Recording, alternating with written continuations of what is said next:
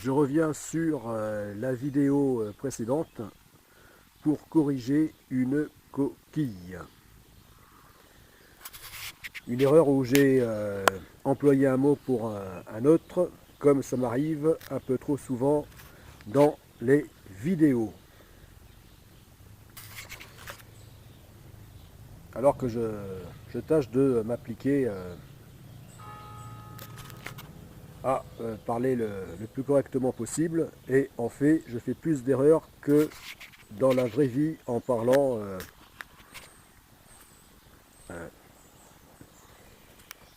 sans vidéo. Voilà, alors cette erreur, c'est lorsque je parlais donc de raccourcir donc le roof, hein, puisque je l'avais allongé donc par rapport aux indications donc des plans de l'architecte. Je l'avais rallongé pour des raisons que j'avais suffisamment expliquées. Et là, récemment, donc je choisis de le raccourcir. Voilà, de le raccourcir. Donc pour revenir donc bien, au, au plan de l'architecte. Voilà, alors je disais que je raccourcissais le cockpit. Voilà. Non, je raccourcis le roof. Voilà. Hein, donc je parlais bien du roof ici. Voilà. Le cockpit se trouvant ici, eh bien non, je ne vais surtout pas le raccourcir, puisque je l'ai allongé par rapport donc aux plans initiaux de l'architecte. Et là par contre je ne vais pas revenir dessus. Donc là j'ai tout intérêt à donc euh, le, le garder allongé à son maximum, donc pour garantir donc, un maximum de confort, donc tant aux personnes à bord, c'est-à-dire à son skipper, et aux passagers équipiers. Voilà, donc, euh, donc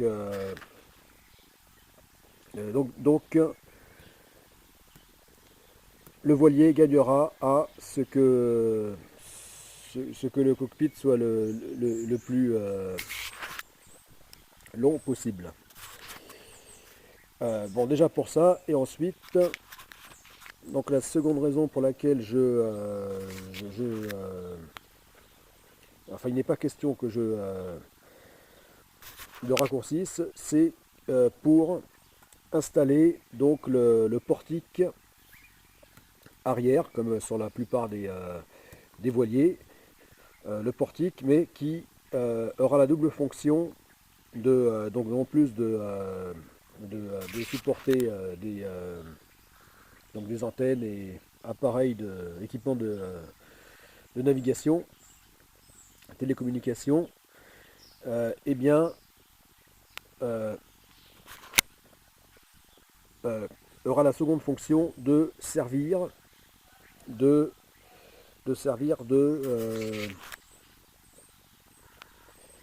de cage de musculation, de power cage, de mini cage, de street workout. Voilà. Donc j'en ai aussi pas mal parlé donc dans les vidéos précédentes. Voilà, et donc ça, il n'est pas question que je revienne dessus non plus. Puisque justement cette power cage fait partie du programme du projet Godesarc. Et donc ici, de la première phase du projet Godesarc. Voilà, et c'est justement parce que je tiens absolument à garder ce portique, donc cage de musculation, que, euh, que je suis amené, entre autres, à raccourcir donc le roof. Et donc à raccourcir le roof et à euh, enlever donc là donc raccourcir le roof qui se trouvait ici, dont la longueur était portée jusque là, et enlever la tibonnerie. Voilà. Donc c'est en fait c'est du fait que je tiens à garder ce portique Power Cage, donc que donc je simplifie, enfin j'allège au maximum, donc je diminue au maximum le roof. Voilà, donc tel qu'il est, euh, donc à son option originale, donc sur le plan de l'architecte. Voilà. Et oui, parce que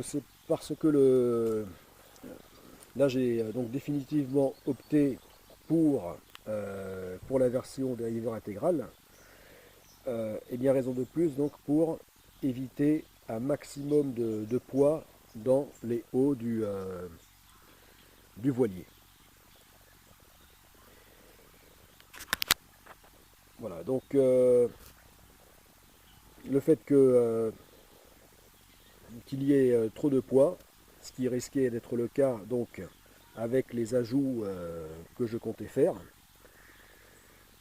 eh bien ce qui n'aurait pas trop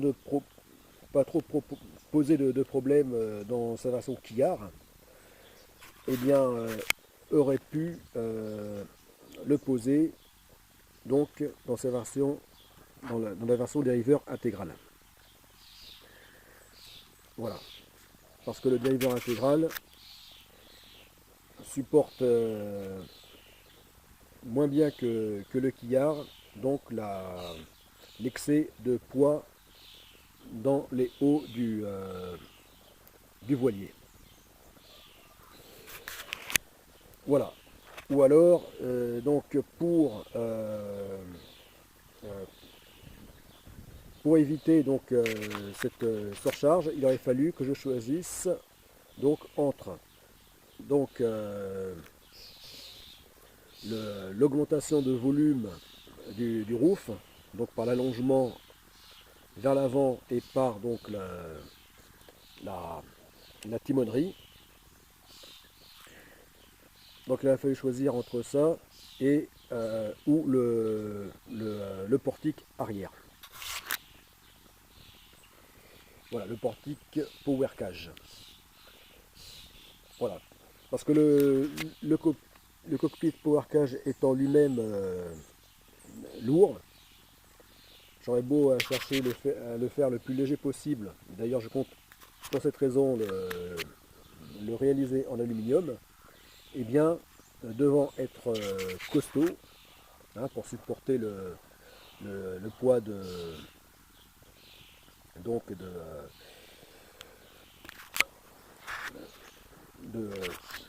une ou deux personnes, eh bien, devant être vraiment solide, eh bien forcément il aura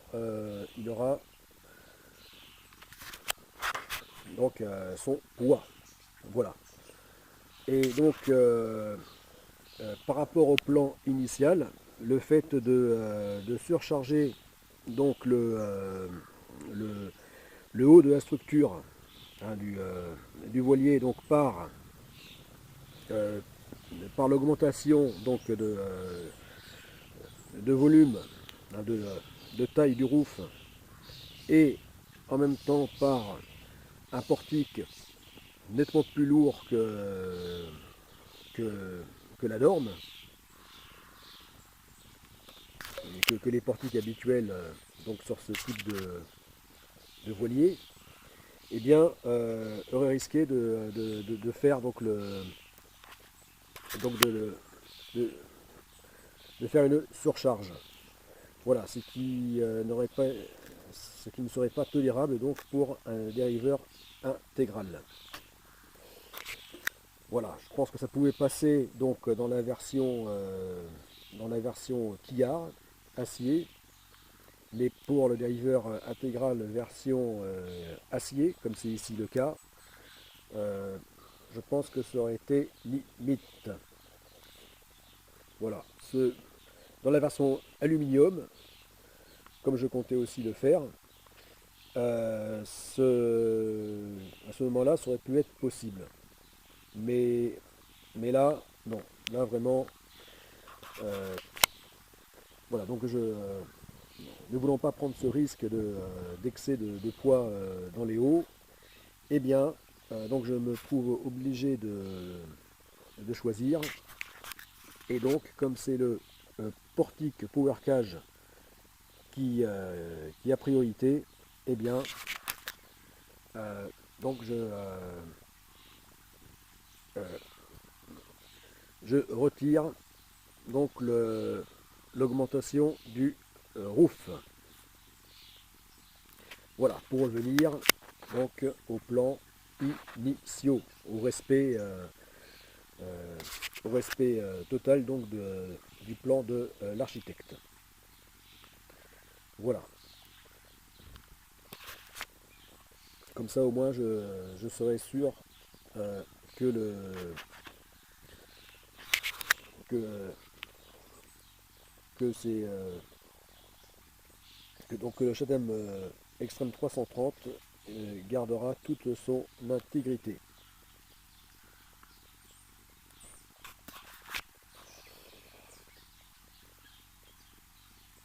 Voilà.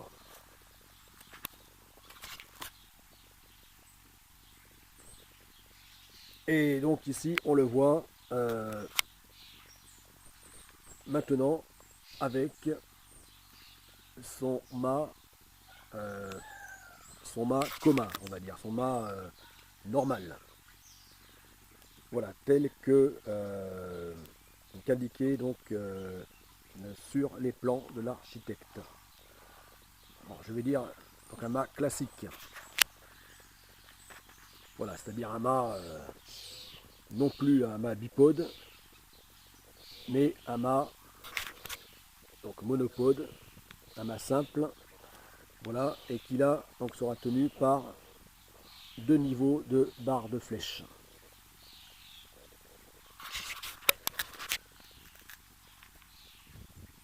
Voilà, et là donc à la hauteur, à sa longueur indiquée donc par l'architecte, c'est-à-dire à 12 mètres, 12 mètres 20 exactement, et non plus 10 mètres 80 comme je comptais le faire jusqu'à maintenant.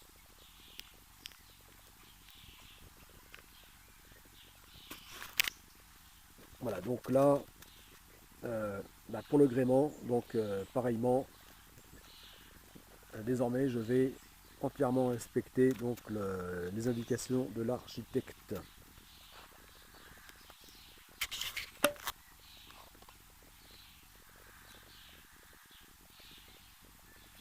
Voilà. Et donc sa longueur portée, comme je disais donc dans la vidéo précédente, portée à longueur de coque à 10 mètres 55. Voilà. Donc conformément à la dernière mise à jour que l'architecte a fait donc concernant donc ce modèle de Chatham Extreme 330.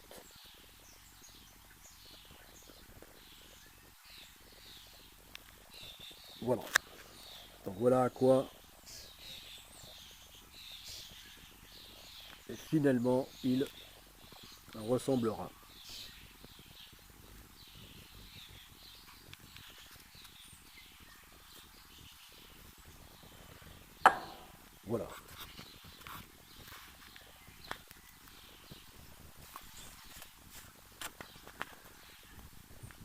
C'est-à-dire que là donc c'est le cul du voilier, c'est-à-dire sa poupe, son tableau arrière, et donc là sa longueur à 9,80 m. Donc on pouvait choisir, donc pour respecter donc les plans de l'architecte, on pouvait choisir donc la longueur donc à 9,80 m, donc jupe plus courte, jupe longue donc à 9,95 m, ce que je comptais faire dernièrement, et, euh, et donc dans sa dernière mise à jour donc de ce modèle de voilier Chatham Extreme 330, donc porter sa longueur à 9 mètres, à 10 mètres 55. Voilà, donc avec jupe longue. Donc plus longue encore qu'à 9,95. Voilà, alors c'est finalement c'est pour cette option que je me décide. Voilà, tant qu'à faire, utiliser donc tout le potentiel de ce modèle, et d'ailleurs s'il a porté cette modification, puisque au fil du temps il, il a amélioré donc par remise à jour à peu près tous les 5 ans, donc améliorer ces modèles. Voilà, et donc ça n'est pas pour rien. Donc tant qu'à faire, autant que je profite de sa dernière mise à jour. Voilà. Donc voilà, comme indiqué avec la maquette, eh bien, je vais porter sa longueur de coque par l'arrière à 10 mètres 55. Et là, je n'y reviendrai pas.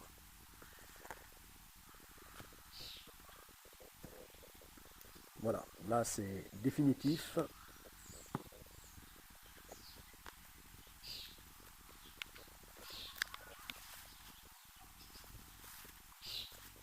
Voilà, et donc là je modifie cette maquette vraiment pour la dernière fois. Je n'y reviendrai pas. Parce que franchement j'ai autre chose à faire que de faire et refaire ces maquettes.